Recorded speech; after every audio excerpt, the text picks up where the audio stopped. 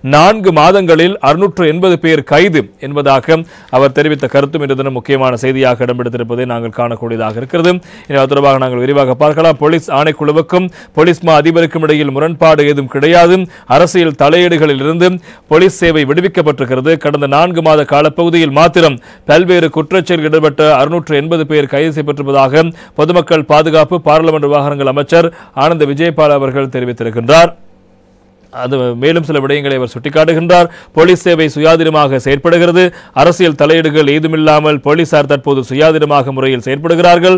Police சேவையை வினைத்திறனான முறையில் செயற்படுத்துவதற்கு தேவையான சூழல் ஏற்படுத்தி கொடுக்கப்பட்டிருக்கிறது. முன்னாள் போலீஸ் மா அதிபர் சந்தன விக்ரமரத்ன 184 போலீஸ் நிலைய பொறுப்பதிகாரிகள் நியமனத்தில் 180 நியமனங்கள் அரசியல் பரிந்துரை என்று குறிப்பிட்டிருந்தார். இவ்வாறு நிலைமை தற்போது கிடையாது. ஆகவே போலீஸ் ஆணைக்குழுவின் அனுமதியுடன் தான் போலீஸ் சேவையில் நியமனம் இடமாற்றமாக மேற்கொள்ளப்படுகின்றன. ஆகவே போலீஸ் ஆணைக்குழுவுக்கும் போலீஸ் மா அதிபருக்கும் இடையில் முரண்பாடு ஏதும் கிடையாது. நல்லாட்சி அரசாங்கம் ஸ்தாபிக்கப்பட்ட ஊழல் விசாரணை காரியாலயத்தின் பணிப்பாளராக செயல்பட்டேன்.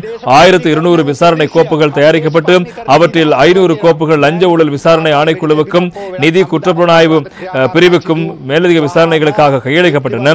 இருப்பினும் அப்போதைய ஜனாதிபதி மைத்ரிபால சிறிசேன மற்றும் பிரதமர் ரணில் விக்ரமசிங்க டீல் செய்து விசாரணைகளை நெருக்கடிக்குள்ளாக்கினார்கள். பதவிக்கு வந்து 3 மாதங்களில் பல விடயங்களை செயற்படுத்தியிருக்கின்றோம். சட்டவிரோதமான முறையில் சேர்க்கப்பட்ட 6600 மில்லியன் ரூபாய் பெறுமதியான சொத்துக்கள் முடக்கப்பட்டன. போதைப்பொருள் வர்த்தகத்தின் ஊடாக திரட்டப்பட்ட 4524 மில்லியன் ரூபாய் சொத்துக்களும் பிரமிட் முறையில் மோசடியாக திரட்டப்பட்ட 2867 மில்லியன் ரூபாய் பெறுமதியான சொத்துக்களும் போதைப்பொருள் வியாபாரத்தினூடாக திரட்டப்பட்ட 1504 மில்லியன் ரூபாய் பெறுமதியான சொத்துக்களும் நீதிமன்றத்தினூடாக முடக்கப்பட்டன. அதேபோல் சட்டவிரோதமான முறையில் திரட்டப்பட்ட 152.8 மில்லியன் ரூபாய் அரசுடைமையாக்கப்பட்டிருக்கிறது. அத்துடன் 2024 9ஆம் மாதம் 21ஆம் தேதிக்கு பின்னர் பல்வேறு குற்றச்செயல்களோடு தொடர்புடைய 680 பேர் கைது செய்யப்பட்டிருக்கிறார்கள். எனவே சைபர் நிதி முறைமை குற்றத்துடன் தொடர்புடைய சந்தேகத்தின் அடிப்படையில் 297 பேர் கைது செய்யப்பட்டிருக்கிறார்கள். வெளிநாடுகளில் இருந்து திட்டமிட்ட குற்றச்செயலில் ஈடுபட்ட 8 பேர் நாட்டுக்கு அழைத்து வரப்பட்டிருக்கிறார்கள். இவர்களில் 5 பேர் சர்வதேச சிவப்பு பிடியானை கைது செய்யப்பட்டிருக்கிறார்கள்.